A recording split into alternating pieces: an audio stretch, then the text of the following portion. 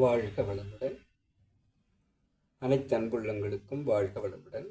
அருள்நிதி பேராசிரியர் அன்பழகன் திருவண்ணாமலை. குருவின் நினைவில் நின்று குருவினது ஒரு ஞான களஞ்சிய பாடலை நாம் சிந்திக்கலாம். கண்ணியமான வாழ்வு என்ற தலைப்பிலே குரு தந்திருக்கூடிய கவியை நாம் சிந்திப்போம். தஞ்சம் என்று ஒரு நபரை மற்றோர் அண்டார், தருமம் ஏற்பார் செய்வார் யாரும் இல்லை. வஞ்சம் என்ற நஞ்சு எண்ணம் கொள்வார் இல்லை. வலிமையற்ற நோஞ்சான்கள் குறைந்து போவார்.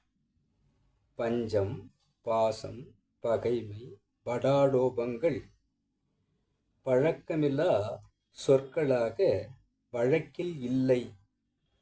லஞ்சம் என்று எங்கே யார் ஏன் சொல்வார்கள்? லாப நட்டம் தெரிவிக்கும் கணக்கு ஏது? வாழ்க வளமுடன். கண்ணியமான ஒரு வாழ்வு மக்களிடம் நிலவுமானால் ஒரு நபர் மற்றொரு நபரிடம் தஞ்சம் புகத் தேவையில்லை என்பதையும், தர்மம் செய்பவர் இருக்க மாட்டார், தர்மம் பெறுபவரும் இருக்க மாட்டார். வஞ்சம் என்ற நஞ்சு யாரிடமும் எண்ணத்தில் இல்லாமல் போகும்.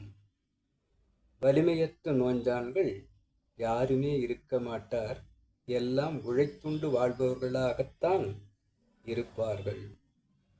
பஞ்சம் இருக்காது, பாசம் இருக்காது, பகைமை இருக்காது, படாடோபம் இருக்காது.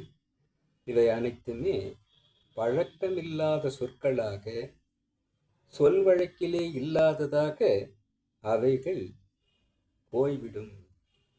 லஞ்சம் என்று ஒரு சொல் எங்கேயும் யாராலும் சொல்லப்படாததாக, வழக்கில் இல்லாததாக போய்விடும்.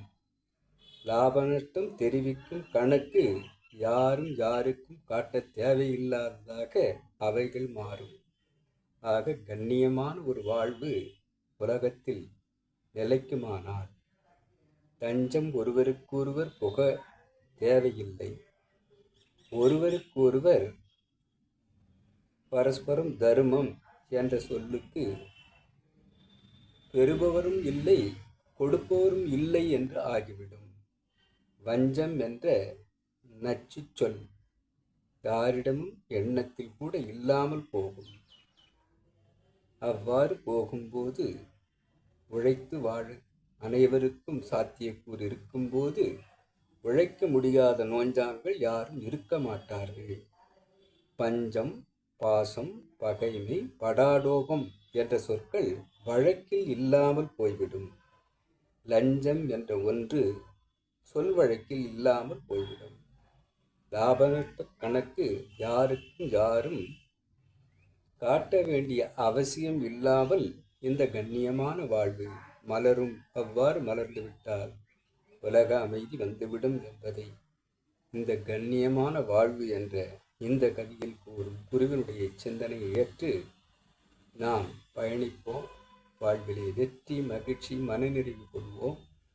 இதுகாரும் செயல்படுத்த அனைத்து அன்புள்ளங்களுக்கும், இறைநிலைக்கும், குருநிலைக்கும் நன்றி பாராட்டி நிறைவு செய்கிறேன். நன்றி, நன்றி. வாழ்க வளமுடன்.